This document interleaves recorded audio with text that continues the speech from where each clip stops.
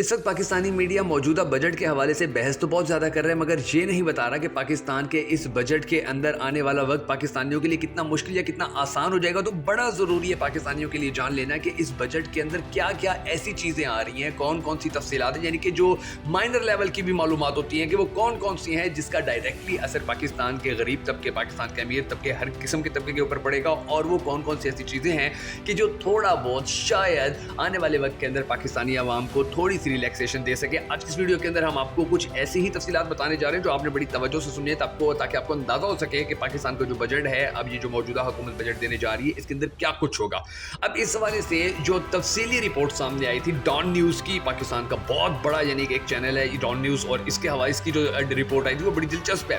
انہوں نے رپورٹ دیتے ہوئے کہا کہ وفاقی وزیر خزانہ محمد اورنگزیب نے مالی سال 2024 اور 2025 کا 18,000 ارب سے زائد حجم کا بجٹ پیش کیا، جس میں وفاقی ملازمین کی تنخواہوں میں 25% تک اضافے کے ساتھ ساتھ ملک میں ملازمین کی کم از کم تنخواہ 36,000 روپے مقرر کرنے کی تجویز دی گئی ہے، اور ملک کے دفاعی اخراجات کے لیے، عسکری اخراجات کے لیے 2122 ارب روپے مختص کیے گئے۔ وزیر خزانہ نے قومی اسمبلی میں بجٹ تقریر کرتے ہوئے کہا کہ اس معزز ایوان کے سامنے مالی سال 2024-2025 کا بجٹ پیش کرنا میرے لیے اعزاز کی بات ہے۔ فروری 2024 کے انتخابات کے بعد مخلوط حکومت کا یہ پہلا بجٹ ہے، اور اس میں وزیر اعظم شہباز شریف کی قیادت میں اتحادی حکومت میں شامل سیاسی جماعتوں کی قیادت، خصوصاً محمد نواز شریف، بلاول بھٹو زرداری، خالد مقبول صدیقی، چودھری شجاعت حسین، عبدالعلیم خان اور خالد حسین مگستی کی رہنمائی کے لیے دل کی اتھاہ گہرائیوں سے شکریہ ادا کرنا چاہتا ہوں۔ یہ ان کی تقریر تھی، اور آپ یہ جان لیجیے جو میں نام آپ کو بتائیں یہ وہ اس بجٹ کے اندر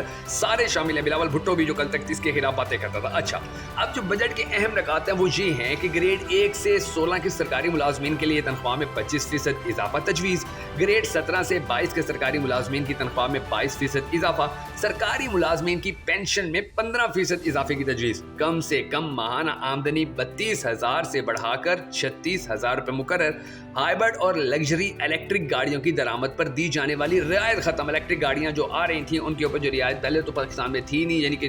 کون دیکھ رہا ہے کہ یہاں پر موٹر سائیکل ہی آ رہے تھے، الیکٹرک کاریں تو نہیں آ رہی تھی، تو وہ جو پہلے نہ آنے کے برابر تھی ان کے اوپر جو رعایت پتہ نہیں کون سی انہوں نے دی ہوئی تھی وہ بھی ختم۔ اچھا،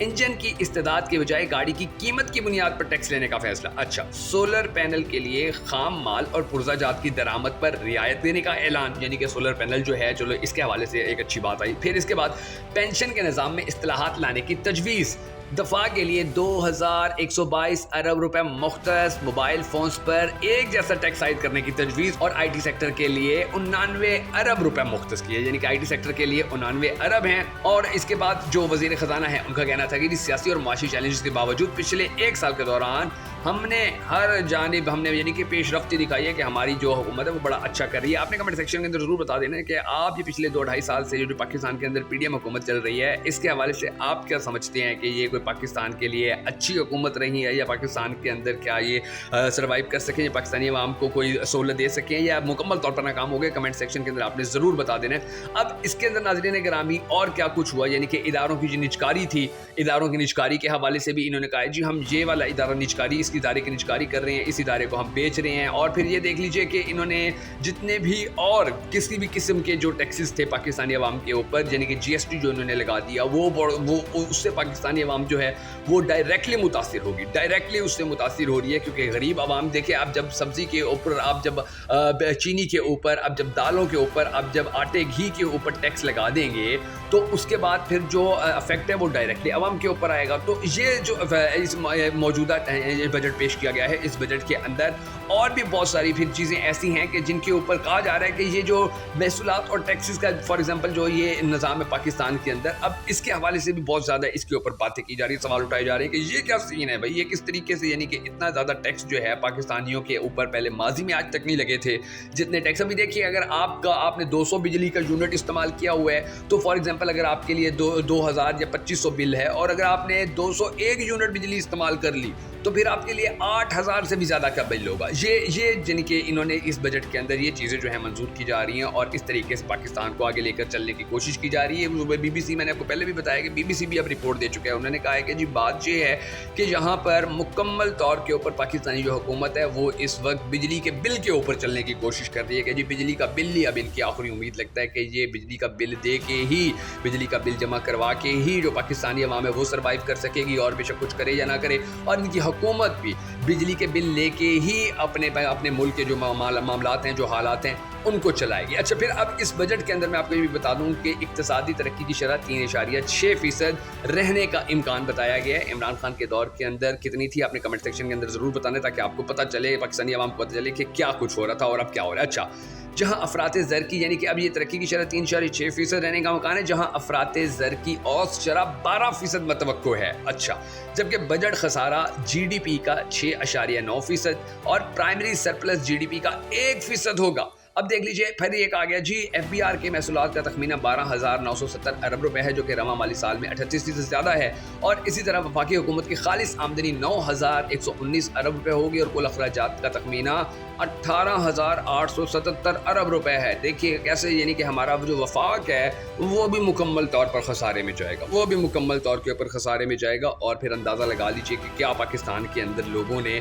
کس طریقے سے سروائیو کرنا ہے. پھر یہ دیکھ لیجیے پینشن کے اخراجات کے لیے 1,014 ارب روپے مختص کیے گئے ہیں, یعنی کہ 1,014 ارب. اچھا, بجلی, گیس اور دیگر شعبوں کے لیے سبسڈی کے طور پر 1,363 ارب روپے کی رقم مختص کی گئی ہے. یعنی کہ اب سبسڈی کیا دینی ہے جب بجلی اتنی مہنگی ہو گئی ہے, اس کے اندر جو سبسڈی ہوگی وہ آپ سبھی جانتے ہیں کہ کس قسم کی ہوگی. اچھا, پھر انہوں نے یہ بھی کہا کہ جی جو ہماری حکومت ہے اس نے 2024-2025 کے لیے تاریخ میں سب سے بڑا federal public sector development programme وضع کیا, جس کا حجم 1,500 ارب روپے, جو پچھلے سال کے نظر ثانی شدہ حجم سے 101% زیادہ ہے. 1,500 ارب میں پی پی پی منصوبوں کے لیے 100 ارب روپے شامل ہیں. یہ دیکھیے, یہ وہ تمام چیزیں ہیں ناظرین گرامی کے جو بجٹ کے اندر لائی جا رہی ہیں. اور اس بجٹ کے حوالے سے پاکستانی قوم جو ہے وہ بار بار یہ سوال کر رہی ہے کہ یہ بجٹ جو ہے یہ ہمیں کس طریقے سے افیکٹ کرے گا, جبکہ آپ پاکستان کے اندر تو پہلے یہ بھی دیکھ چکے ہیں کہ جی پاکستان کے جو حالات ہیں, جو پاکستانی عوام کے جو فائنینشیل حالات ہیں وہ بڑے دگردو اور بڑے خراب ہیں. اچھا, پھر ان میں جو رپورٹ تھی اس کے اندر یہ بھی کہا گیا ہے جی دستاویزات کے مطابق آئندہ مالی سال کے لیے 12,970 ارب روپے ایف بی آر ہدف مقرر کیا گیا, یعنی ایف بی آر کو اگلے مالی سال 3,720 ارب روپے سے زائد ریونیو اکٹھا کرنا ہے. رواں مالی سال کی نسبت ڈائریکٹ ٹیکس 3,452 ارب اور کسٹمز ڈیوٹی 267 ارب روپے زائد کے ٹیکسز لگیں گے. اندازہ لگا لیجئے اسی سال کے اختتام تک ایف بی آر کو 160 ارب روپے کا ریونیو شارٹ فال متوقع ہے. کوئی ادارہ پاکستان کا آپ دیکھ لیجئے ایسا نہیں ہے کہ جو آگے جا رہا ہو, جس کو کہا جا سکے جی یہ بہتر ہے, جس کو کہا جا سکے کہ جی یہ واقعی آگے جا رہا ہے اور اس کے حوالے سے جو چیزیں کی جا رہی ہیں پاکستان کے اندر وہ بڑی اچھی ہیں. کچھ بھی ایسا نہیں. پھر الٹا آپ یہ دیکھ لیجئے کہ جو تقریریں کرتی ہیں میاں مریم نواز شریف, تو لوگوں کا جو احتجاج ہے وہ شروع ہو جاتا ہے. پاکستان تحریک انصاف کے لوگوں کا احتجاج شروع ہو جاتا ہے, وہ وہاں پر جی شور و غل ڈال دیتے ہیں, ہلہ گلا. حالانکہ ان کو یہ چاہیے کہ وہ بجٹ کے اوپر بات کریں, اس کے اوپر وہ اپنا پوائنٹ آف ویو دیں, عوام کو بتائیں بجٹ کے حوالے سے. لیکن ان کو وہی گندی باتیں, وہی گندی چیزیں جو ہیں وہ شروع ہیں, اور اس حوالے سے ان کی کوئی سینسٹیوٹی, یعنی کہ دیکھیں پاکستانی عوام نے عمران خان کو تاریخ کے اندر جتنا ووٹ دیا, پاکستان کے کسی اور رہنما کو اتنا ووٹ آج تک نہیں ملا. لیکن اس کا مقصد یہ تھوڑی ہے کہ جی یہاں پر جو ہے باتیں وہ کی جائیں, وہ گندے الفاظ نکال کے جی ہم دیکھیں ہم ہیرو ہیں, جی ہم یہ کر رہے ہیں, ہم وہ کر رہے ہیں, ہم اسمبلی کے اندر شور کر رہے ہیں. بجٹ کے اوپر بات کریں, مہنگی بجلی کے اوپر بات کریں, مہنگی گیس کے اوپر بات کریں, پاکستانی عوام کی تعلیم کی جو سہولیات ختم کر دی گئی ہیں اس کے اوپر بات کریں, جو لوڈ شیڈنگ ہے اس کے اوپر بات کریں.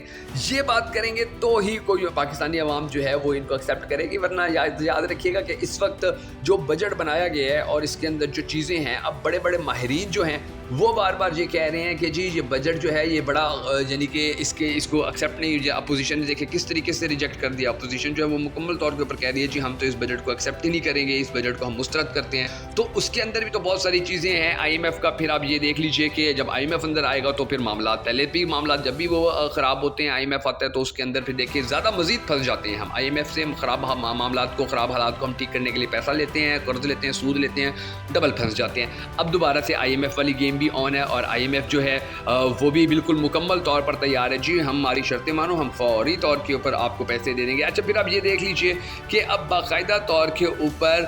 جو بلاول بھٹو زرداری تھا یا جو دوسرے تھے وہ کہتے رہے جی بجٹ تو ہم بالکل ایکسیپٹ ہی نہیں ہونے دیں گے, بجٹ تو ہم بالکل جی ماننے ہی نہیں دیں گے, ہمیں تو یہ بجٹ منظور ہی نہیں ہے. لیکن کس طریقے سے انہوں نے مکمل طور کے اوپر جو ہے وہ ساتھ دے دیا اور کہا جی ہم تو بالکل اس بجٹ کے ساتھ کھڑے ہوئے ہیں. پھر آپ یہ دیکھ لیجئے کہ جو جماعت اسلامی ہے, جماعت اسلامی بھی بڑی کھل کر میدان میں آئی ہوئی ہے اور ان کے جو لیڈر ہیں محمد فاروق پارلیمانی لیڈر ہیں, جو انہوں نے تو صوبائی اسمبلی جو سندھ ہے وہاں پر انہوں نے بڑی زبردست تقریر کی اور انہوں نے بڑی زبردست باتیں کی اور انہوں نے کہا کہ جی معاملات ایسے نہیں چل سکتے ہیں کہ آپ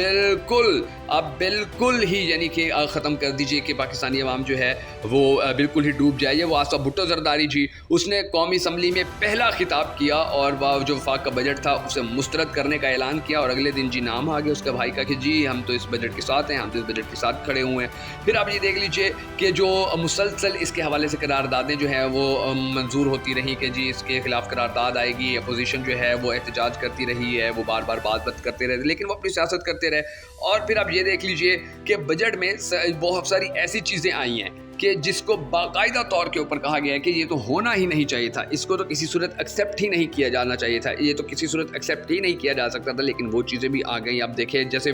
کتنی زیادہ یہ خود ہی کہتے رہے جی ہم تو کسی صورت بجٹ کو ایکسیپٹ نہیں کریں گے شاید پاکستان پیپلز پارٹی, لیکن پھر خود ہی اس کو ایکسیپٹ بھی کر لیا ہے, خود ہی ووٹ بھی دے دیا ہے. اور مزید ٹیکس جو ہے وہ لگانے کے حوالے سے ایک جانب تو یہ MKM جو ہے وہ احتجاج کرتی رہی اور دوسری جانب جو ہے وہ ان کا ساتھ بھی دے رہی ہے, بجٹ کے اندر ان کا ساتھ بھی دے رہی ہے. اندازہ لگا لیجئے آپ یہ چیزیں یعنی کہ پاکستانی عوام کو اب دیکھ لیجئے کہ کس طریقے سے بے وقوف بنانے کی کوشش کی جاتی ہے, کس طریقے سے پاکستانی عوام کو مکمل طور کے اوپر بھیڑ بکریاں سمجھا جاتا ہے اور کہا جاتا ہے کہ جی جو ہم کریں گے بس وہی ٹھیک ہو جائے گا, جو ہم کہیں گے ویسے ہی ہو جائے گا, جس طریقے سے ہم چلائیں گے ویسے ہی ملک چل جائے گا. اب پاکستانی عوام مہنگائی کی ایک ایسی دلدل میں پھنسنے جا رہی ہے کہ جس سے خدا کی پناہ مانگنی چاہیے. ہم سب کو اللہ تبارک و تعالیٰ کے حضور دعا کرنی ہے کہ ہمارا پاک پروردگار ہمارے ملک کے حالات کے اوپر رحم فرمائے. اگر آپ بھی اس دعا میں شامل ہونا چاہیں تو کمنٹ سیکشن میں ہمیں لکھ کر ہمارے اس ویڈیو کو لائک اور شیئر ضرور کر دیجیے گا.